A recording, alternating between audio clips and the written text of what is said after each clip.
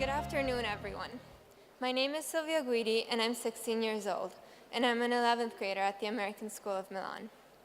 So far, I have lived in 5 different countries, and I've been able to witness firsthand the impacts of innovation across different parts of the world. Furthermore, I know that thanks to technology, open communication allows me to easily share my passions and ideas with friends, regardless of geographic distance. Thanks to this mindset, I know well that sometimes for a company to develop a product and make it the very best version yet, it must search for ideas outside of its walls. Sometimes, looking for inspiration and learning from the outside world can not only be efficient and inspiring, but also very profitable. Today, it is fairly easy to bring the concept of open innovation to life. Even an employee changing jobs contributes. When companies utilize open innovation, they're able to develop their products better than they ever have before. A few years ago, NASA partnered with top coder, Harvard Business School, and London Business School researchers to come up with an algorithm that optimizes medical kits for long-duration human space exploration. This allows astronauts to spend even more time in space, unlocking more of our universe's secrets. But companies do not only use open innovation to improve themselves, they also use it to help the planet. Coca-Cola partnered with Alchem Nigeria Limited to collect and recycle plastic bottles in Nigeria. In 1 year alone, they managed to collect and recycle 6,200 tons of plastic bottles. These examples show how successful open innovation can be and how collaboration between companies can advance the technology already available to us today. As a member of a generation more open and attached to technology than any before, I know the benefits that technology and that open innovations can bring, and I'm eager to hear more from this session's speakers. Thank you.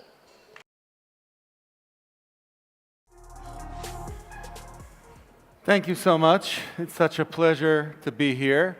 My name is Arielle Margulies. I am the chairman and founder of JVP, one of Israel's leading venture capital fund. And what I want to talk to you today is how investing in food tech and agri-tech could be one of the most impact ways of investing in the future. So JVP, just for you who don't know, is a fund that we established 25 years ago. We created over 130 companies in Israel. And you don't want to go forward? Go forward, not backward. We had many of the largest exits in Israel and created some of the biggest companies. And we were fortunate enough last year to be chosen one of the top 6 funds in the world for creating companies that make an impact and grow and make a difference. We are a young, dynamic, very active team in Jerusalem, in New York, working throughout the country. And if you think about it, in Israel, it's a country where innovation changed cities and innovation changed an entire country and gave ourselves a new direction. And what we wanted to say in a few words is, of course, we're very proud of our exits. We're very proud of the IPOs. We are a small country, so when we go public and when we expand, we don't expand in our own country. We expand in the US, in Europe, in Asia, and we work together with other people and other companies from other parts of the world. And this is what we would want to suggest in food tech as well. When we invested in the venture capital industry, came from bodies of science. The first big wave was when defense technologies were moving into civilian applications. And that resulted in some of the most outstanding technologies in fiber optics, in wireless, and companies that changed the way we communicate in the world. Remember that telephony used to be, "Hello, Mom, can you hear me?" Well, today, it's sharing information, sharing video, sharing stories, and many of the greatest scientists and technologies were pioneers in helping create this revolution, which led to very large companies and very large economic progress. Then it was data. It was about big data. It was about business intelligence, and later on, deep learning and artificial intelligence. And today, these core technologies are changing almost every part of the industry.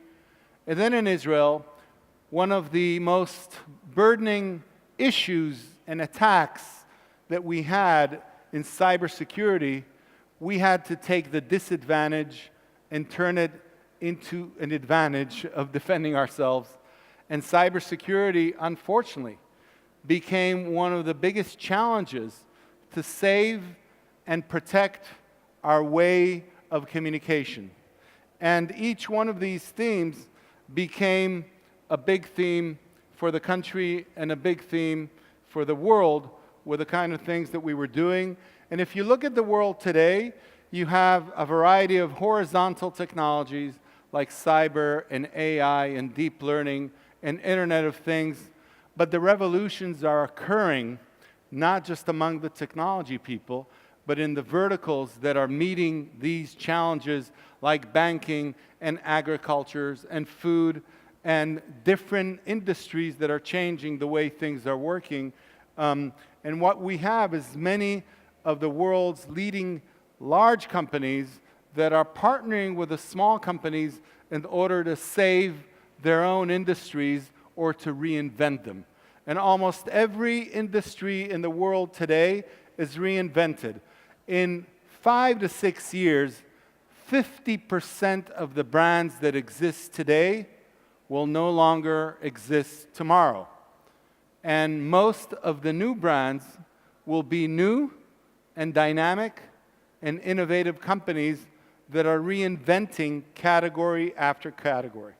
Well, in Israel, in order to gather forces, a lot of the initiatives that we were working on were not only industry-focused, but geographically focused, where we gathered the universities, the younger people, the researchers, the business community, and one of the first examples was Jerusalem. The city of Jerusalem, where I come from, is a city that many of you around the world, when you hear about it, you hear about the strife, you hear about the political arguments, you hear about the challenges.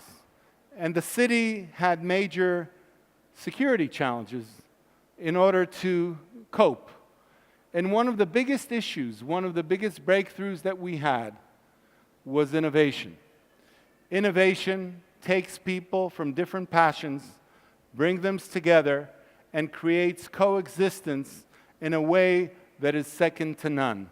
And what we were able to do in the old train station in Jerusalem, we take the old Mint building and changed it into one of the most vibrant areas of innovation in the country, where is on the border of the Arab community and the Jewish community, the religious community and the secular community.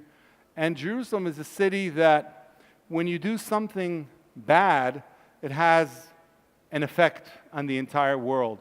But also when you do something good, it creates goodwill like very few cities do. And it's about culture, it's about social activism, it's about a variety of things. And one of the next things was Beersheba, the Cybersecurity initiative in the south, which came and took a city in the south and turned it into one of the most vibrant cities of cybersecurity, with many people and many young companies that became the cyber shield of the world. And companies like small companies and some of the largest companies came together. One of the biggest next initiatives in Israel is in the Galilee.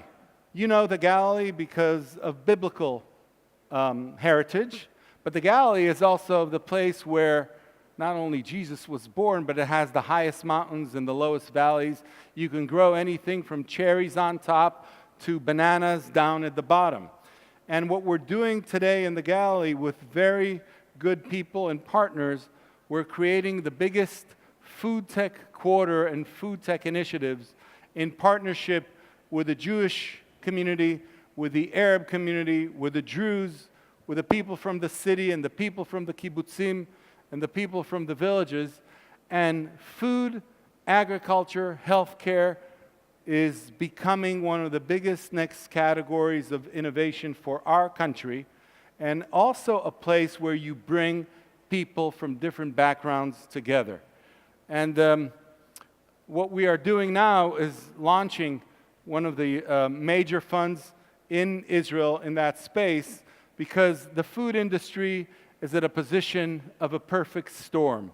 Food categories, much like the communication world in the 90s, in 10 to 15 years will change dramatically in almost every aspect of what we eat and what we grow and what we nurture on, in a way that's going to be so dramatic that you will need the joint venture of some of the top researchers in the universities, some of the top companies that you will have here on stage in a minute, and venture capitalists that are willing to invest in some of these new ideas and take a risk and do something which is different. Smart farming, supply chain packaging, alternative protein, variety of categories are changing in a big way, and we are building the Israeli agri-food startup ecosystem, and we are inviting many of you to be a part of it. It's in the Galilee. This is the Galilee as you see it. You see the Hermon mountain, which is the highest mountain in the country. You see the valleys down at the bottom. It is not just a business initiative. It's an initiative of public-private partnership, because you need those kind of partnerships. And what I can say is this: any company, large or small, that would come with us to the Galilee will get at least 40% of the wages of every employee up until a $10,000 salary for 4 years. Yes, they would get a subsidy from the government of $4,000 every month for their highest paid employees. You'll get a big tax break, and you will be able to work with some of the top universities that are partnering to be part of this initiative, not only in Israel, but also people in Holland, in Wageningen, in Denmark. I see Luna here, in France, and in the US. Some of the world leading universities are being part of this in a way that's going to be big and different, and the incentives are coming. But we also have people like Nestle, like Mars involved, like Unilever involved, and like some of the biggest food companies and some of the agricultural companies like Netafim in Israel, which is the drip irrigation company, and many, many others. We have leaders from around the world partnering with us on this, starting with Macron, and then Prince Constantine in Holland, and in Denmark, and of course people like Alibaba in China, which is also trying to revolutionize the food and agricultural space, and many others.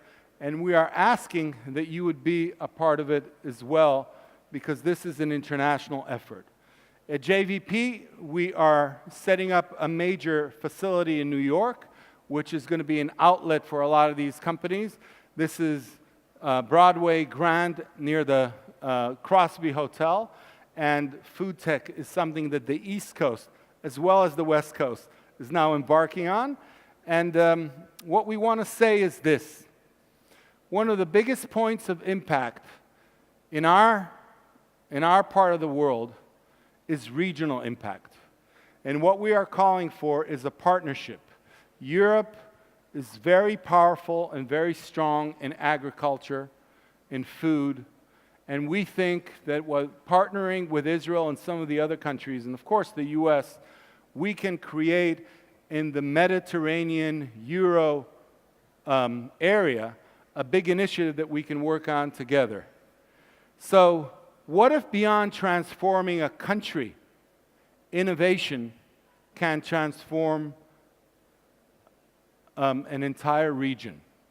Because in the Middle East, you often hear about the strife and we are at times of strife as we speak. But what you don't hear about is how countries, societies, young people, entrepreneurs want to cooperate with each other. And what we are offering is 10 cities, 10 ideas, 10 projects. There's a word in Arabic that's called Yalla, which means let's go. We also use it in Hebrew. So we call it Yalla Ten, of countries in Europe, of people in the Mediterranean basin, to take 10 cities, 10 ideas, 10 projects that will change the way we think and work together. Starting from Casablanca to Dubai, to Milan, to Paris, to Amsterdam and Jerusalem and Barcelona and Amman and other cities, the region that we live in needs to create jobs for the younger people, needs to feed people, needs water strategy, food strategy, climate strategy, because things are changing. And our region is known by marking its enemies. It is time that we mark our allies, and food tech, agri-tech, water, and innovation are the biggest bridges that entrepreneurs can follow. And yes, the political leaders will come later. So this is something we want to embark on together. Thank you very much. Welcome, guys. This is the NBA high season, and I'm very influenced by that. So sleepless nights, and I'm watching NBA playoffs all the time. So I've become a sportman-like. So I'm gonna call my panelists as if they were embarking the Madison Square Garden. So I need you guys to applause here. So please help me with.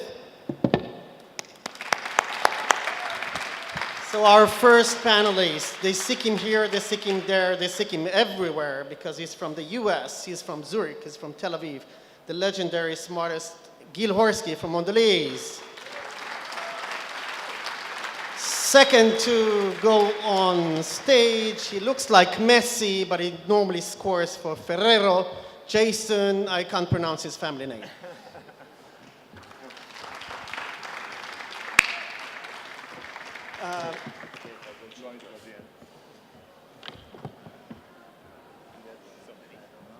And the legendary striker for the Brazil team, Alex Bastos, used to be from Brazil. Now he scores for Givaudan, a tiny company from Zurich.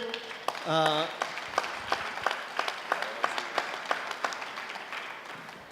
I'm going to call the local guy playing for AC Milan, the guy who took a normal accounting company and dragged it into venturing and impact and incubator, Francesco, AC Milan. And last but not least, I'm going to call an addition to our panel, which will bring the angle of startups and how a startup can work with open innovation and big corporates. And after a very successful Mondial, I'm going to call the Belgian rep, Glen. Big applauses.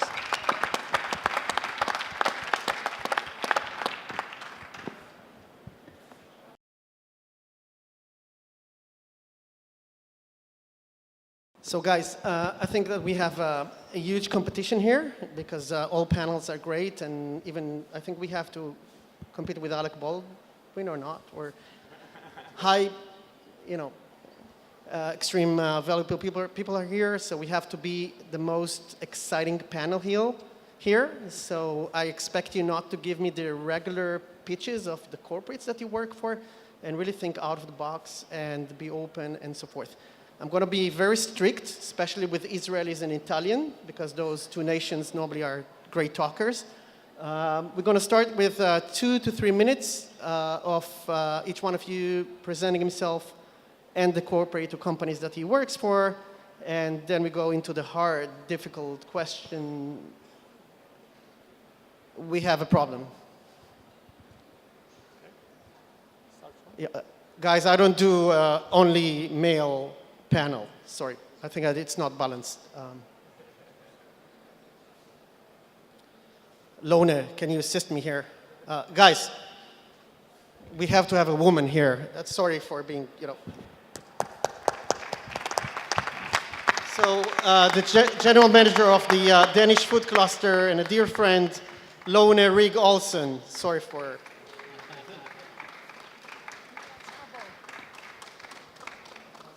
Okay, great. Okay, thank you so much. Guys, it says that we have 25 minutes. I don't know how we made it, but you know, it will be very brief. Gil, start, 2 minutes. Hi, I'm Gil Horsky. I'm a director of innovation in Mondelez International. We make the best and tastiest chocolate in the world, just for my Ferrero colleague here. I work specifically in a team called Snack Futures that we just set up 6 months ago, which is very, very exciting. And we have a big task. We are planning to basically offer consumers fantastically tasty, delicious food and snacks that are good for them and kind for the planet. And we have 3 arms under this team. We have an invent team, which is the team I'm part of. We have a reinvent team and a venture team. And I'll talk about these more as I have more time. Thanks, Gil. And you might have a little argument here in Italy about the best chocolate, but Jason Vogt, and Director of Open Innovation at Ferrero. A little different model than Gil's team. We work on a team focused on science and technology innovation, so long-term innovation, not brand and product side. Focus on nutrition, ingredient, and packaging innovation. And we have a global presence, Singapore, New York, and Luxembourg. So hopefully I have a chance to tell you a little bit more as well. Thanks, Jason. Yeah, thanks everyone. Alex Bastos from Givaudan.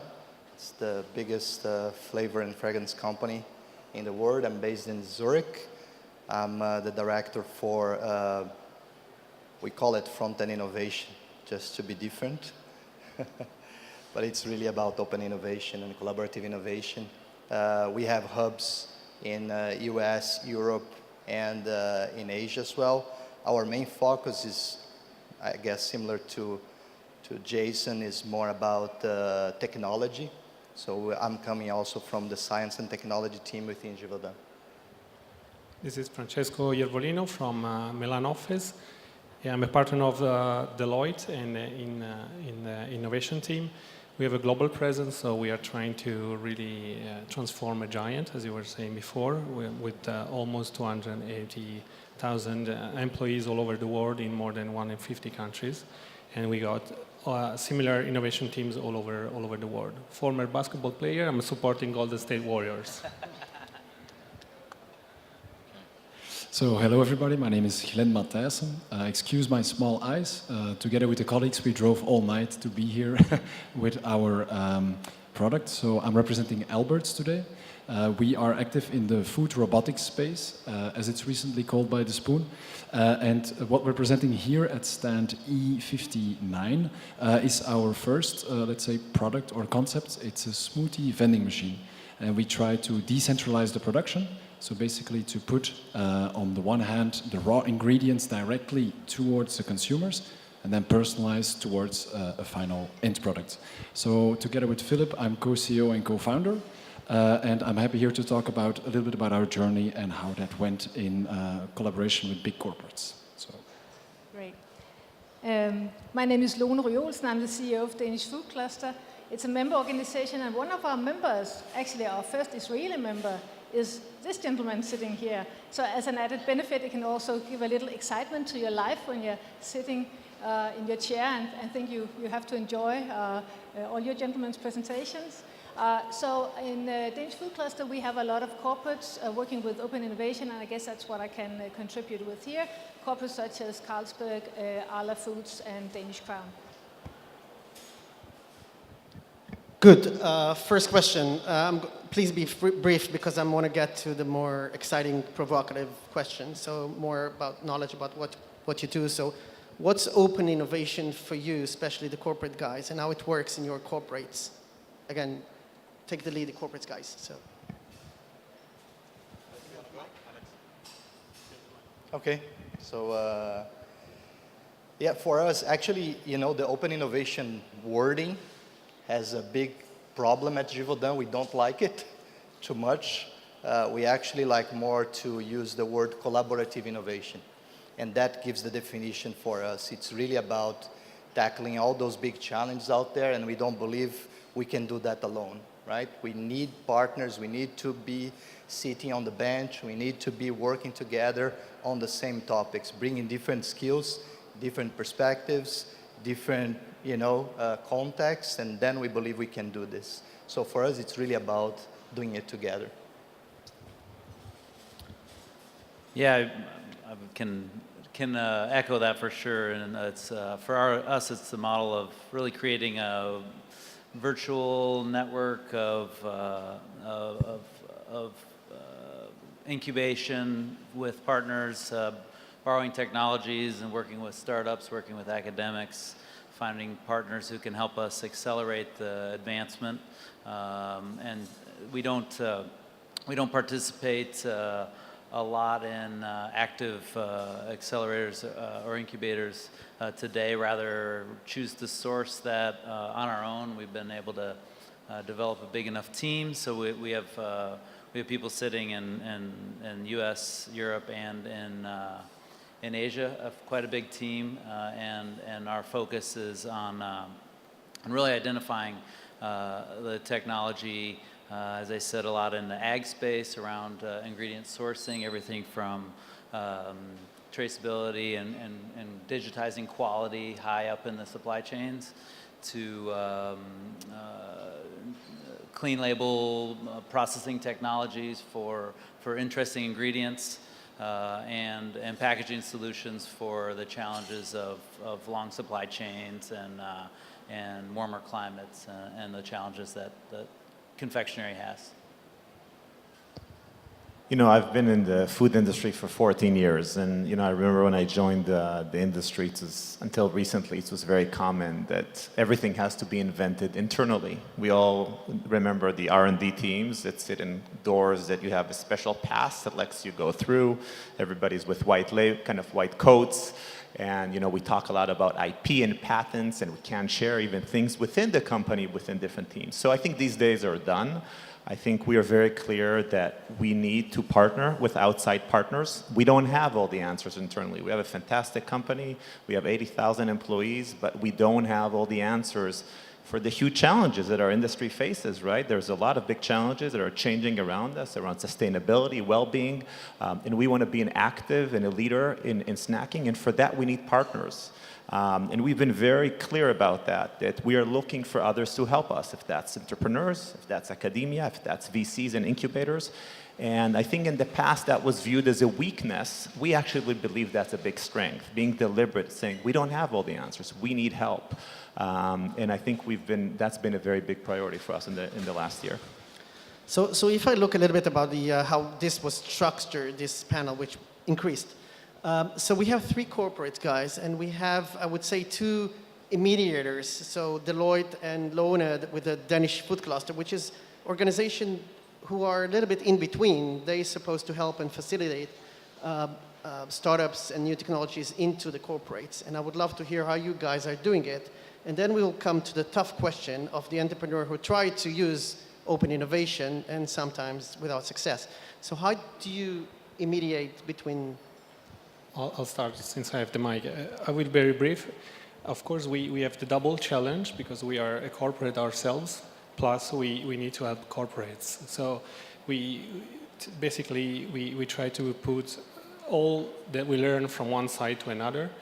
And so for us, open innovation is taking the best of all worlds into what we do. Another thing that we do is to help really the challenges that the corporate bring to us from one sector to another sector, because we work when we operate not only in food tech, we are very strong in food tech, but also we have the knowledge of other sectors, so we try also to to take into account what are the challenges and try to match the different sectors and to bring them together and to better respond to today's consumer that really requires these touching points among sectors. So in Danish Food Cluster, basically what we do is simply facilitate collaboration, but that's on a practical level. I think on a, could we say higher level, maybe we work with the collaborative mindset. And it sounds quite easy, but it's not. It's the understanding that together we can do more than we can alone, that 1 + 1 sometimes is 3. And often it takes some good examples to convince corporates that this is actually a good idea, this works, it pays off. And if baseline, what we're doing is to showcase these examples, say to people, this is not dangerous, it works, it's good for business, try it out just a little bit. But I don't get it, because you guys should be an intermediary between Alex and the next startups. So, but Alex, Jason, and Gil sometimes even don't know what the corporate need, because it's so complex, from ingredients to new brands to new packaging to, actually I don't know how they do that. But so if they, who are in charge of innovation and open innovation and stuff, with all the new terms, if they don't know how to, what are the needs of the corporates, how you can facilitate that, how you do that? Do you know more about Arla than Arla does? Or? Well, you know, often when you're inside a big company, and I've worked in big companies, so I know what it's like, it just fills your whole horizon. You think about that night and day, and you sometimes forget the world outside, and sometimes it's valuable to have somebody who knows your business, but also knows that there's other stuff around you, to expose you to that, to remind you that there's a lot of great stuff out there. So I see that also as a part of our role. Yeah, that's a good question. I think that everyone as value needs own corporate. So they're really using open innovation, it brings additional value to the conversation. I think that each one of us can do good, but when you go together, and you can do even better, because it's in understanding what is the challenge that the corporate is trying to face at the moment, and also how other corporates or other corporates in other industries are facing those challenges, that you can find new answers or you can find new questions that haven't been created so far. So the value is in getting along together, in facing the same challenges and finding new answers to classical questions. So Glenn, you were very successful with open innovation, or? So we're maybe a bit the atypical side here. During the first years, Philip and I, and Stefan, the three co-founders, we were always thinking like, there are so many accelerators, so many incubators, like it's almost like a zoo out there, like which one do you join, which one do you not join? And we've been actually struggling with that, because you almost get every week in your mailbox a last reminder accelerator program. And then throughout our trajectory, we saw that we didn't join any in real. However, we were closely collaborating still with big corporates.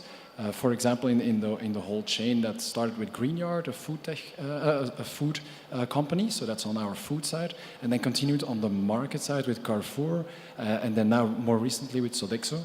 And so I think we have many learnings there, where, for example, how to dig into a corporation like that, how to get something out of that, and then on the other hand, also how to remain that freedom. Which we had, because yeah, you can always walk away, and maybe in a program not. But on the other hand, how to get really through that corporation, and how to dig to the people who want to work with you, and then how can they make the whole corporation work with you? Because one mentor is usually not enough. And that was successful in many ways, and less successful in others. So happy to see more how that is different in the others. So let me have two tough questions. By the way, I just lost track of my question. Well prepared with all of you guys, so now it's more exciting. So question to corporates guys, to Alex, Jason, and Gil. How do you do that? So it's very different between Alex, Jason, and Gil. I know how you structure and what you do and so forth. So Alex, again, is Brazilian, so he can do everything. So he's looking at everything that flavors in Givaudan it needs. But you have to understand in so many domains and be aware of so many things. In Ferrero, I think that you do it differently. You have horizons, different verticals, different people, and so forth. And Gil is more focused, I think, on brands, which is completely not ingredients. So how can you cover the entire ecosystem from China to San Francisco and in ingredients, in packaging, in everything that moves, which is getting bigger and bigger? I think that, it was brought up here before, and I think the responsibility on the corporate is to have clarity what they're looking for. The worst thing that happens is when there's a corporate running around and talking with the ecosystem and actually not knowing what they're looking for. That creates a lot of disappointment in the ecosystem. A lot of startups, entrepreneurs get disappointed. So I think that's the onus and responsibility on people like us. Now, like you said rightfully, that's not an easy task.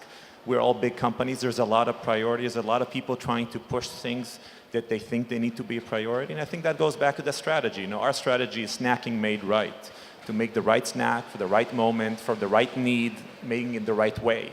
That's our vision. That's our lighthouse. Everything we do needs to come from there. And below that, we would have actually strategies and priorities of what we're looking for. Anything that doesn't ladder up to that vision is irrelevant. So I think on the one hand, you need to be very, very laser focused on what is the problem you're trying to solve and go out to the ecosystem and share that and be open and active about it. And I know, in the past, open innovation used to be very popular, having websites and showing what you're looking for. That's still important, but you actually need to be more deliberate. You need to take a step forward, be active, talking these panels, joining startups, brainstorming with them. But I think as much as you need to be laser focused, you actually also need to be very flexible. Because what happens in the same time is a lot of the startups are not 100% sure. A lot of them pitch to you technologies, they pitch solutions that are not 100% what you're looking for. But actually, you know what? That technology can be breakthrough for something else we're trying to do. The entrepreneur doesn't even know it because he's not sitting, or she in our company knows our needs. And we had a great example like 6 months ago. A startup pitched to us a technology. The team was fantastic. Technology was fantastic. They just pitched to us the completely wrong use case. They're probably here in the audience. And we told them, we love you. We love your technology. We just want you to work on something completely different that they didn't even know it's a problem that we have. And that's how we move forward. So I think it's structure and flexibility.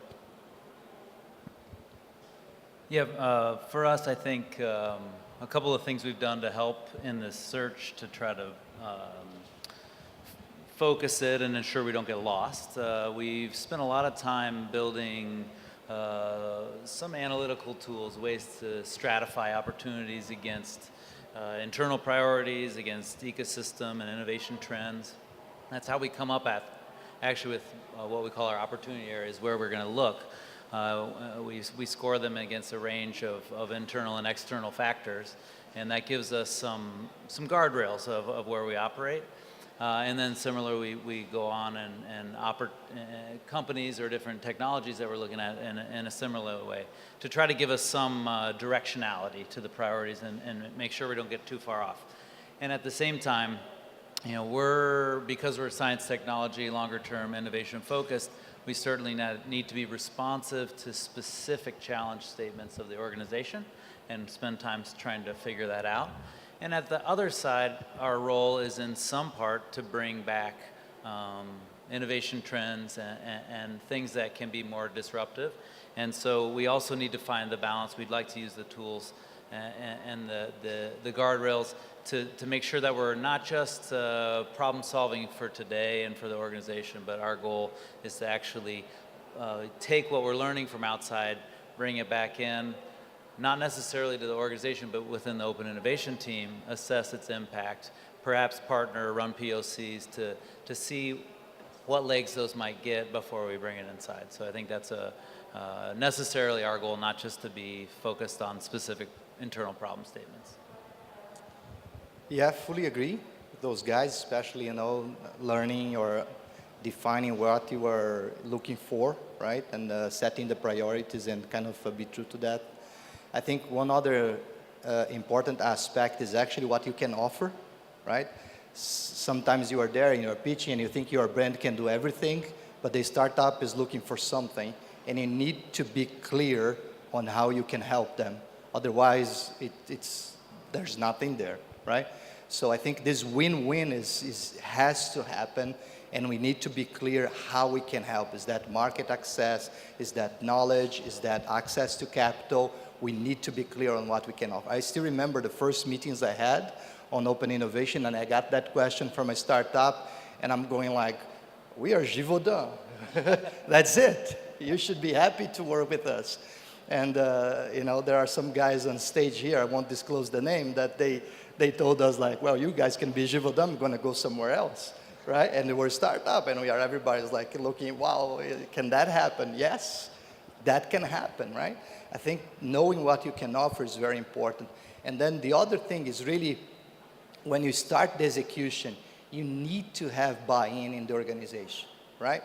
I mean, it's not easy, right? Everybody's afraid, the internal teams, and you know, I mean, this is, I don't understand, Alex, you know, every day you come with something, and I like that feedback because it tells me that I need to focus more. But it's really important that you pitch that internally, that you get the buy-in, and you really execute. Like for us, it's not just about bringing things, but it's actually, you know, do the execution and pushing the teams internally. Otherwise, you know, that never happens. And I think these two aspects I would highlight for sure. Just one short thing to build on Alex's fantastic point is, you know, we all had that kind of sin of thinking, hey, we're the big corporate and we're doing you a favor, startup talking with us. That's shifting. Today, we, all of us, we need to pitch ourselves to startups. The great technologies, the great startups out there, everybody's talking with them. Everybody wants to work with them. And we need to actually explain them what we can offer them and why they should work with us versus not with Jason, of course. So, you know, that's part of actually our responsibility. And I think all of us are doing it. And, you know, probably we can get better. And I think that this has changed in the last 2, 3, 4 years dramatically. So at the beginning, it was a little bit snobbish. So again, like Alex described it. And now where we have like a booming industry of so many startups and from everywhere, I think that you have to pick right. And I think that really from the outside, I know all of you guys and most of the open innovation officers, I think that the main task is internal and not external. There's enough startups, enough incubators, enough accelerators, and probably we will have 10 times more. But there are a lot of breaking hearts out there of startups and entrepreneurs that used to be in touch with corporates. Maybe Glen could share his own experience that came to the organizations too early, before the organization, the corporates were ready to absorb the innovation.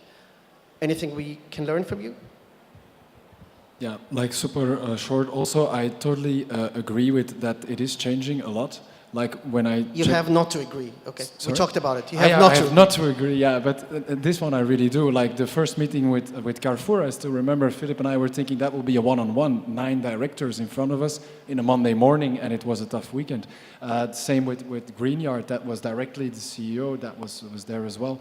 And Sodexo, that came then through EIT Food, where this is a genius platform to get to know people directly, like you actually as well. So yeah, it is really changing. You can directly go, and you're taking serious also from an early day. So this, I really agree, unfortunately. But guys, are you not fighting a war that you lost already? I mean, I'm talking to Gil, Jason, and Alex again, sorry, and maybe you guys can help them as external intermediaries, but the way I look at innovation in food, let me take 20 seconds here. I think that a go-to-market in the fashion business is over 2 months. So every 2 months you have a new collection. If you go to the other extreme, the pharma, it takes 10 years. And I think that food is in between somewhere. So when Gil develops the new products for Mondelez, it probably takes him 4 years. Or 5, 6, not anymore? 6 months, I bet. So, I mean, by the time that you launch a new product, new technology with all the compliance and stuff, are you not fighting a war that you lost already? Or because the consumer are changing their habits so rapidly and the market is changing so rapidly. So the stuff that you were working on, focus on today might be irrelevant within a couple of months. I guess for us, you know, we haven't, the brands that we haven't been as dynamic as maybe in other corporates. And so we have a bit of an opportunity, and also where we play in innovation. As I was just saying, we tend to be a little bit about outward sourcing and bringing back, and so we're not with a long runway. And so since we're not as much about turning today's new brand out and rather anticipating tomorrow's requests from the consumer, I would like to think we're not too late yet, and hopefully preparing ourselves to not be too late tomorrow. What's the future requests? Can you share? You know better than me. I'm not sure about that. I think on the brand side, I agree with you. This pace needs to be much faster, and that's why we're moving to this model of snack futures, of much more experimenting, putting a lot of small bets out there, pivoting or killing them and moving forward. I agree with Jason on the other hand. The big systematic change that are happening in the industry, they're not going away. Well-being, sustainability, sugar reduction, salt reduction, plastics, packaging, name it. We all have a list that is quite similar. It doesn't matter how we look at it. These are not going away. They're gonna become bigger because consumers are asking for them, regulators are asking for them, retail is changing. So I think there are some big systematic changes that all of us are addressing, and they're not gonna shift. They might evolve, but sustainability and well-being is not going away, for example. Yeah, just to agree with the guys, I think, and when you look into these big topics and you put them together and you go after the kind of foundational technologies, and that's at least where Givaudan is looking for, because we know these teams are not going to go away, and if you have a foundation technology that can actually meet the requirements of them all, you are definitely betting on something that is going to stay.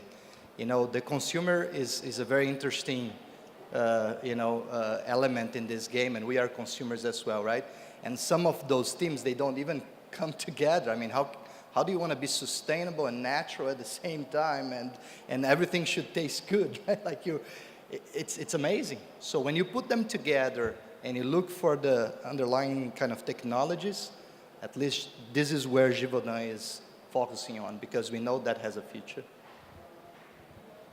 Yeah, if we can use chart number 1, just very, very briefly, the thing that we noticed, just maybe a tip for corporates, or just an observation of what we've seen, that just to bring the best to open innovation for corporates.